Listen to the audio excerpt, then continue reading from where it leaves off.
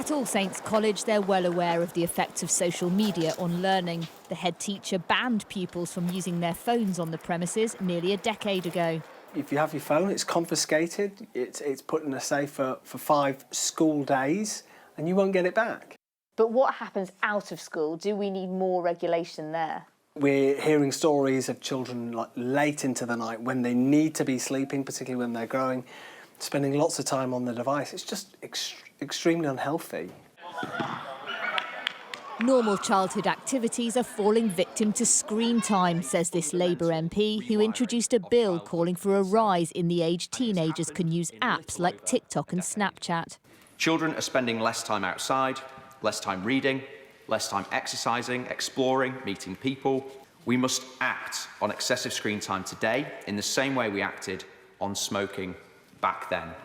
Several MPs thought he should have gone further. His bill only commits government to considering it after advice from chief medical officers. This government, sadly, like the last, notwithstanding the online safety bill, has dithered, diluted and capitulated. And what remains, I'm afraid, is a hollowed-out gesture and an opportunity missed. Back at the school we visited in London, pupils told us about their phone use. I feel like we shouldn't use our phones as much as we do because we could be spending that time doing other things. I know myself that I'm addicted to it and I rely on it a lot. Some of the things that people are posting on social media are not the best content, as they can influence other people's actions to doing things that aren't the most ethical or the most safe.